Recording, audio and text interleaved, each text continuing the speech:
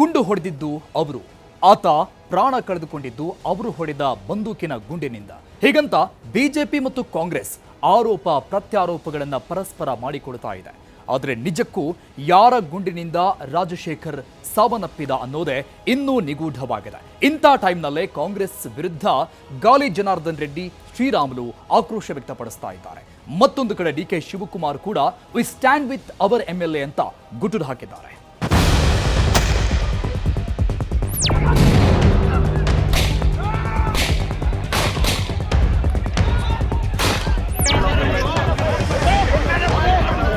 ಮೊದಲನೇದಾಗಿ ಅಲ್ಲಿ ಸೇರ್ತಾರ, ಅವರೆಲ್ಲರೂ ಕೂಡ ಹಿಂಬಾಲಕರನ್ನ ಕರ್ಕೊಂಡು, ಅವರೆಲ್ಲರೂ ಕೂಡ ಗುಂಡಾಗಳು ಕರ್ಕೊಂಡು ಅಲ್ಲಿಂದ SP ಸರ್ಕಲ್ಗೆ ಬರ್ತಾರ. ನಿಜವಾಗಿ DSP ಅವ್ರನ್ನ ಅಲ್ಲಿ ತಡೆದಿದ್ರೆ ಇಷ್ಟೊಂದು ದೊಡ್ಡ ಗಲಭೆ ಆಗ್ಲಿಕ್ಕೆ ಕಾರಣ ಆಗ್ತಿದ್ದಿಲ್ಲ ಅನ್ನೋಂಥ ಮಾತನ್ನು ಕೂಡ ಕೇಳಬೇಕಾಗುತ್ತೆ.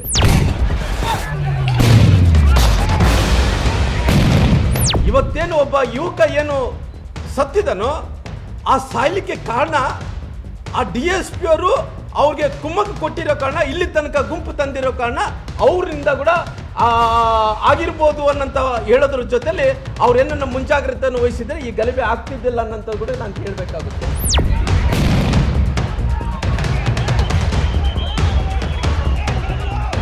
ಭಾರತೀಯ ಜನತಾ ಪಕ್ಷದ ವತಿಯಿಂದ ಆ ಒಂದು ಬಳ್ಳಾರಿ ಟು ಬೆಂಗಳೂರು ಪಾದಯಾತ್ರೆ ಮಾಡೋ ಸಂದರ್ಭ ಬರುತ್ತೆ.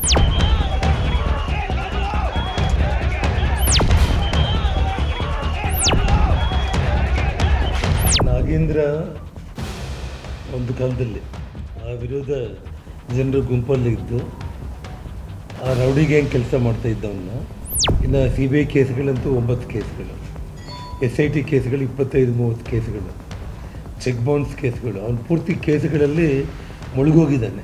ಈಜಾಡಿ ದಡೆಗೆ ಸೇರಬೇಕಂದ್ರೂ ಕೂಡ ಅವನ ಜೀವನದಲ್ಲಿ ಆಗಲ್ಲ. ನೀವು ಈಗಾಗಲೇ ಜೀರೋಗಳು ಆಗೋಗಿದ್ದೀರಿ. 28ಕ್ಕೆ ನಿಮ್ಮೆಲ್ಲ ಕಾಲ ಮುಗಿಯುತ್ತೆ. ರಾಜಕೀಯ ಅನ್ನೋದು ಶಾಶ್ವತವಾಗಿ ನಿಮಗೆ ಯಾರೂ ಕೂಡ ಇಲ್ಲ. ನಾನು ಇನ್ವೆಸ್ಟಿಗೇಷನಲ್ಲಿ ಯಾವತ್ತೂ ಇಂಟರ್ಫಿಯರ್ ಆಗಲ್ಲ. ಇನ್ವೆಸ್ಟಿಗೇಷನ್ ಯಾವ ರೀತಿಯಲ್ಲಿ ನಡೀತಿದ್ದೆ ಅವ್ರು ನಡೀತಿದ್ದು, ಯಾರು ಅರೆಸ್ಟ್ ಆಗಿದ್ದಾರೋ ಯಾರನ್ನ ವಶಕ್ಕೆ ತೊಗೊಂಡಿದ್ದಾರೋ ಗೊತ್ತಿಲ್ಲ. ನನ್ನ ಮನೆ ಮುಂದೆನೂ BJPಯವರು ಬಂದು ಆಗ್ತಾ ಇರ್ತಾರೆ, ಚೀಫ್ ಮಿನಿಸ್ಟರ್ ಮನೆ ಮುಂದೆನೂ ಆಗ್ತಾ ಇರ್ತಾರೆ. ನಿಮ್ಮ ತೊಂದರೆ ಏನು ಅಂತ, ಏನು ತೊಂದರೆ ಆಯಿತು? ಕಾರ್ಯಕರ್ತ ಇವತ್ತೇನು ಕೊಲೆ ಆಗಿದ್ದಾನೆ, ಇದಕ್ಕೆ ರೂಪನೇ BJPಯವರು. ಜನಾರ್ದನ್ ರೆಡ್ಡಿ ಊರಿಗೆ ಬರೋದಂತ ಒಂದು ಗಲಾಟೆ ನಡೀತಿಲ್ಲ, ಒಂದು ಸಣ್ಣ ಇನ್ಸಿಡೆಂಟ್ ನಡೀಲ್ಲ, ಒಂದು FIR ಆಗಿಲ್ಲ. ಈಗ ಮಾತಾಡೋ ಹಕ್ಕು ಅವ್ರಿಗಿಲ್ಲ. ಇಡೀ party stands with my MLA. ಬಳ್ಳಾರಿಯಲ್ಲಿ ಗುಂಡಿನ ರಾಜಕಾರಣ ಮುಂದುವರಿಯುತ್ತಿದೆ. ಕಾಂಗ್ರೆಸ್ ಬಿಜೆಪಿ ಮೇಲೆ ಗುಂಡು ಹಾರಿಸಿದ್ರೆ ಬಿಜೆಪಿ ಕಾಂಗ್ರೆಸ್ ಮೇಲೆ ಗುಂಡು ಹಾರಿಸ್ತಿದೆ. ಆದ್ರೆ ನಾವು ಗುಂಡು ಹಾರಿಸಿಲ್ಲ ಅಂತ ಇಬ್ರೂ ಹೇಳ್ಕೊಳ್ತಾ ಇದ್ದಾರೆ. ಯಾಕಂದ್ರೆ ಅಲ್ಲೊಂದು ಪ್ರಾಣ ಹೋಗಿದೆ. ಗಣಿನಾಡಿನಲ್ಲಿ ರಾಜಕಾರಣದ ಗುಂಡು ಓರ್ವನ ಪ್ರಾಣ ತೆಗೆದಿದೆ. ಆದ್ರಿಂದ ಒಬ್ಬರ ಮೇಲೊಬ್ಬರು ಆರೋಪ ಮಾಡ್ತಾ ಇದ್ದಾರೆ. ಗುಂಡು ಹಾರಿಸಿದ್ದೂ ನೀವೇ, ಪ್ರಾಣ ತೆಗೆದಿದ್ದೂ ನೀವೇ ಅಂತ ಪರಸ್ಪರ ಕಿಡಿಕಾರ್ತಾ ಇದ್ದಾರೆ. ಇದರ ಜೊತೆಗೆ ಬಿಜೆಪಿ ಕೆಲವೊಂದು ಸಾಕ್ಷ್ಯಗಳನ್ನ ಪ್ರಸ್ತಾಪ ಮಾಡ್ತಾ ಇದ್ದು, ಅದ್ಯಾವುದಕ್ಕೂ ನಮಗೂ ಸಂಬಂಧ ಇಲ್ಲ, ನಮ್ಮ ಪಕ್ಷದವರಿಂದ ಬುಲೆಟ್ ಹಾರಿಲ್ಲ, ಆದ್ರಿಂದ ನಾವು ನಮ್ಮ ಶಾಸಕನ ಪರವಾಗಿ ನಿಲ್ತೇವೆ ಅಂತಿದ್ದಾರೆ ಕಾಂಗ್ರೆಸ್ ಲೀಡರ್ಸ್. ಸದ್ಯಕ್ಕೆ ಬಳ್ಳಾರಿ ಗಣಿಧೂಳಿನ ರಾಜಕೀಯ ಸಂಪೂರ್ಣ ಅಲ್ಲೋಲ ಕಲ್ಲೋಲ.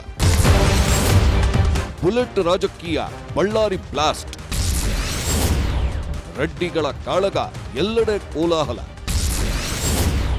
ರಾಮುಲು ರೆಡ್ಡಿ ವಾಗ್ದಾಳಿ, ಭರತ್ ಬೆನ್ನಿಗೆ ಬಂಡೆ. ಬಳ್ಳಾರಿ ಹೊತ್ತಿ ಉರಿಯುತ್ತಿದೆ. ಅದೊಂದು ಸಾವು ಬಿಜೆಪಿ ಮತ್ತು ಕಾಂಗ್ರೆಸ್ ಅನ್ನ ಕೆರಳಿಸಿವೆ. ಆ ಸಾವಲ್ಲಿ ನಮ್ ಕೈವಾಡ ಇಲ್ಲ ಅಂತ ಕಾಂಗ್ರೆಸ್ ಹೇಳ್ತಾ ಇದ್ರೆ, ನಮ್ ಕೈವಾಡನೂ ಇಲ್ಲ ಅಂತಿದೆ ಬಿಜೆಪಿ. ಇಷ್ಟಕ್ಕೂ ಆಗಿದ್ದೇನು ಗೊತ್ತಾ? ಅದು ವಾಲ್ಮೀಕಿ ಪುತ್ಥಳಿ ಅನಾವರಣ ಕಾರ್ಯಕ್ರಮಕ್ಕೆ ನಡೆಯುತ್ತಿದ್ದ ಸಿದ್ಧತೆ. ಶಾಸಕ ಭರತ್ ರೆಡ್ಡಿ ಆಪ್ತ ಸತೀಶ್ ರೆಡ್ಡಿ ಬ್ಯಾನರ್ ಕಟ್ಟೋದಕ್ಕೆ ಹೋಗಿದ್ದಾರೆ. ಆ ಜಾಗ ಶಾಸಕ ಗಾಲಿ ಜನಾರ್ದನ್ ರೆಡ್ಡಿಗೆ ಸೇರಿದ ಖಾಲಿ ಜಾಗ.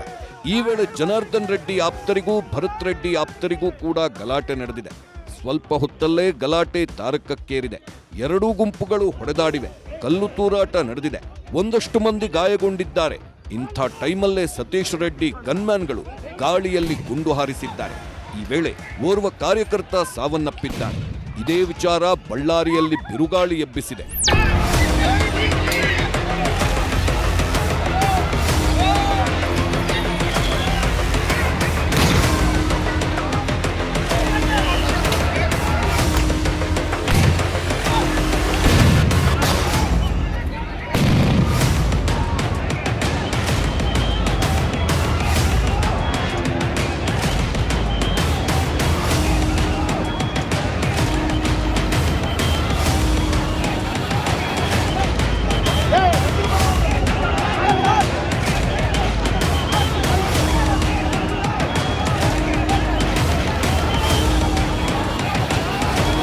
ನಡು ರಸ್ತೆಯಲ್ಲೇ ನೆತ್ತರು ಹರಿದಿದೆ.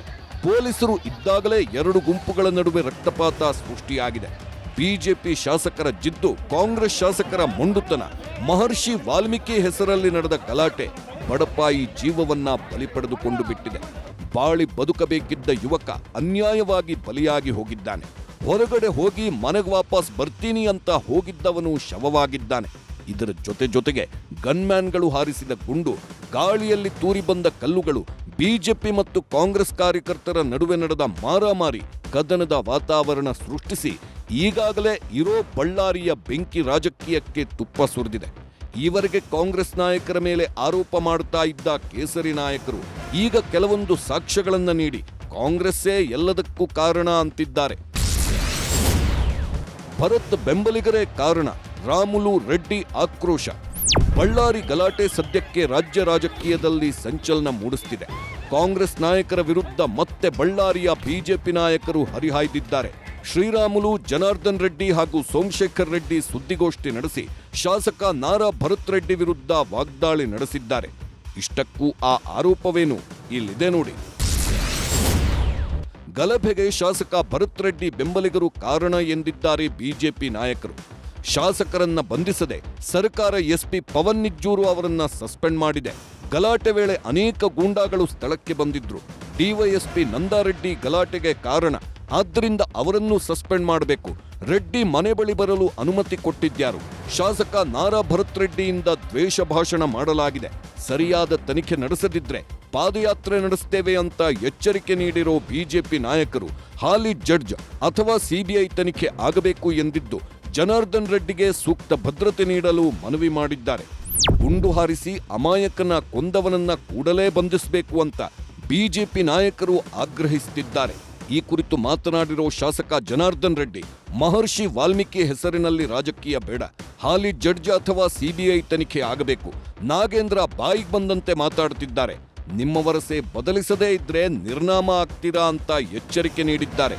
DSPನ ಸಸ್ಪೆಂಡು ಮಾಡಬೇಕು. ಇದು ಯಾವುದೂ ಆಗದೆ ಹೋದ ಪಕ್ಷದಲ್ಲಿ ಈಗಾಗಲೇ ನಾವು ಸಿಟ್ಟಿಂಗ್ ಹೈಕೋರ್ಟ್ ಜಡ್ಜ್ ಮೂಲಕ ಎಂಕ್ವೈರಿ ಅಥವಾ CBI ಅಂತ ನಾವು ಈಗಾಗಲೇ ಹೇಳಿದ್ದೀವಿ. ನಾವು ಆಗಿರೋ ಎಂಟೈರ್ ಘಟನೆ ಬಗ್ಗೆ ಸತ್ಯಾಂಶಗಳನ್ನು ಎಲ್ಲ ವಿಡಿಯೋಗಳಿದೆ. ಈ ಕಾಲದಲ್ಲಿ ಪ್ರತಿಯೊಬ್ಬರ ಕೈಯಲ್ಲಿ ಮೊಬೈಲ್ ಇತ್ತು. ನಮ್ಮ ಮನೆ ಸುತ್ತಮುತ್ತಲ ನಡೆದಿರೋ ಎಲ್ಲ ಘಟನೆಗಳು ವಿಡಿಯೋಗಳಾಗ್ಬಿಟ್ಟಿದೆ. ಪೊಲೀಸರಿಗೆ ಭಾಳ ಸುಲಭ ಯಾರಿಂದ ತಪ್ಪಾಗಿದೆ, ಏನಾಗಿದೆ, ಹೇಗಾಗಿದೆ ಇದನ್ನು ತಾವು ಸರಿಪಡಲಿಲ್ಲ ಅಂತಂದರೆ ಭಾರತೀಯ ಜನತಾ ಪಕ್ಷದ ವತಿಯಿಂದ ಆ ಒಂದು ಬಳ್ಳಾರಿ ಟು ಬೆಂಗಳೂರು ಪಾದಯಾತ್ರೆ ಮಾಡೋ ಸಂದರ್ಭ ಬರುತ್ತೆ. ಅದಕ್ಕೆ ಅವಕಾಶ ಕೊಡದೇನೆ ಸರ್ಕಾರ ಎಚ್ಚೆತ್ತುಕೊಂಡು DSPನ ಸಸ್ಪೆಂಡ್ ಮಾಡಿ ಇಮಿಡಿಯೇಟಾಗಿ ಆ ಪ್ರಾಣ ಕಳ್ಕೊಂಡಿರೋ ಹುಡುಗನಿಗೆ ನ್ಯಾಯ ಮಾಡೋ ರೀತಿಯಲ್ಲಿ. ಶ್ರೀರಾಮುಲು ಕೂಡ ಇದೇ ಮಾತನಾಡಿದ್ದಾರೆ.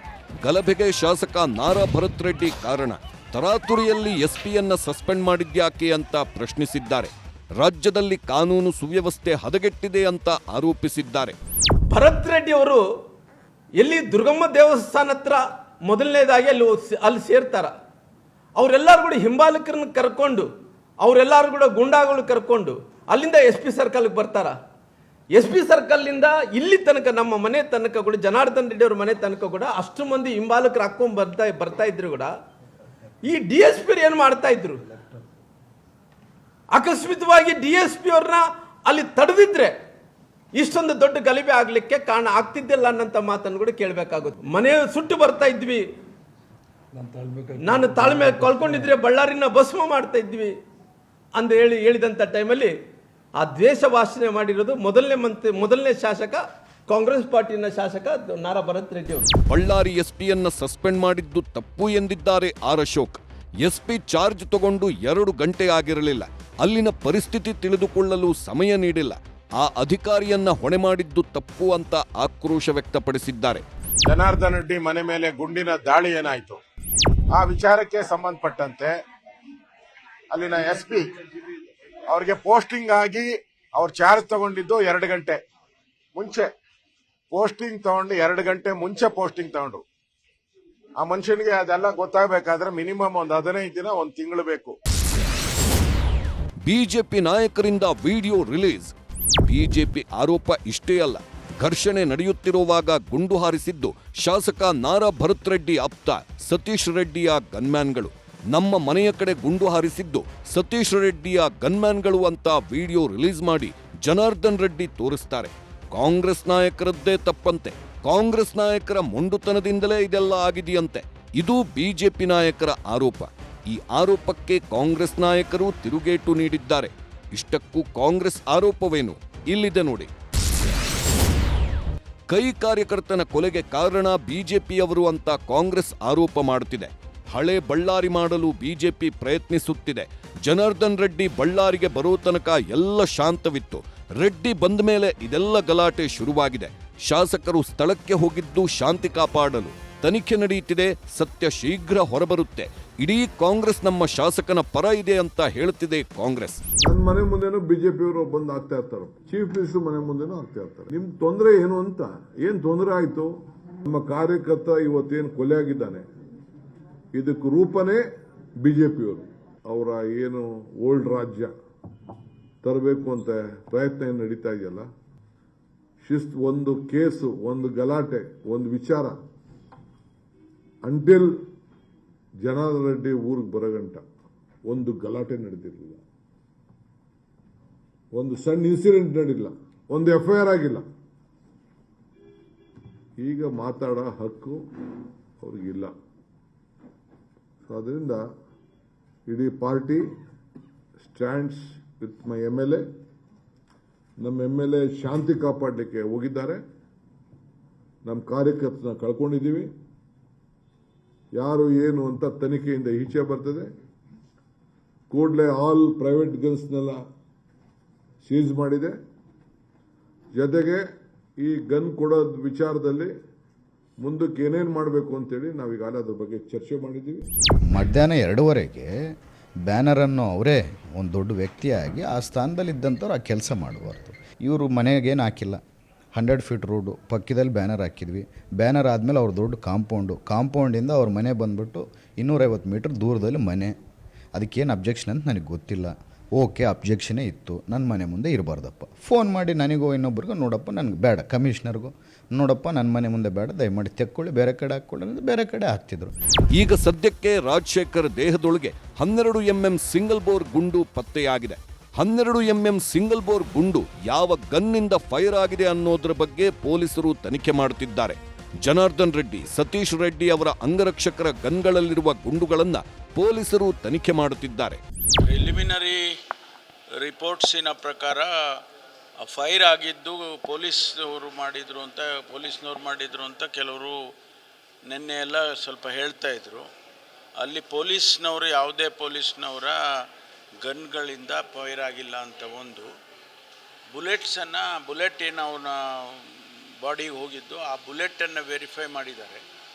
ಅದು ಪೊಲೀಸ್ನವರ ರೆಗ್ಯುಲರ್ ಪೊಲೀಸ್ ಬುಲೆಟ್ ಅದಕ್ಕೆ ಮ್ಯಾಚ್ ಆಗ್ತಿಲ್ಲ. ಆಬ್ವಿಯಸ್ಲಿ ಯಾರೋ ಪ್ರೈವೇಟ್ನವ್ರು ಫೈರ್ ಮಾಡಿರೋದು ಅವರ ಬುಲೆಟ್ ಅಂತ ಒಂದು ಇನಿಷಿಯಲ್ ವರದಿ. ಅದನ್ನು ಈಗ FSLಗೆ ಕಳಿಸಿದ್ದಾರೆ. ಬಳ್ಳಾರಿ ಗುಂಡಿನ ಕಾಳಗ ಪ್ರಕರಣ ಸಂಬಂಧ ಈವರೆಗೆ ಒಟ್ಟು 23 ಮಂದಿಯನ್ನ ವಶಕ್ಕೆ ಪಡೆದುಕೊಳ್ಳಲಾಗಿದೆ. 23 ಮಂದಿಯಲ್ಲಿ 13 ಮಂದಿ ವಿಡಿಯೋದಲ್ಲಿರುವ ವ್ಯಕ್ತಿಗಳಾಗಿದ್ದು 13 ಮಂದಿ ಮೇಲೆ ಕಾನೂನು ರೀತಿಯ ಕ್ರಮ ಜರುಗಿಸಲು ಪೊಲೀಸರು ಸಿದ್ಧತೆ ನಡೆಸಿದ್ದಾರೆ. ಅಲ್ಲದೆ ಉಳಿದವರ ಪತ್ತೆಗಾಗಿ ಪೊಲೀಸರು ಹುಡುಕಾಟ ಆರಂಭಿಸಿದ್ದಾರೆ. ಗಲಭೆ ವಿಡಿಯೋಗಳ ಪರಿಶೀಲನೆಗೆ ವಿಶೇಷ ತಂಡ ರಚಿಸಿದ್ದು ಪ್ರತಿಯೊಂದು ವಿಡಿಯೋಗಳನ್ನು ಕೂಲಂಕುಷವಾಗಿ ಪರಿಶೀಲನೆ ಮಾಡಲಾಗ್ತಿದೆ. ಇದರ ಜೊತೆಗೆ 23 ಮಂದಿ ಮೊಬೈಲ್ ಅನ್ನ ವಶಕ್ಕೆ ಪಡೆದು ಪರಿಶೀಲನೆ ಮಾಡಲಾಗ್ತಿದ್ದು ಶೀಘ್ರವೇ ಸತ್ಯ ಹೊರಬರಲಿದೆ.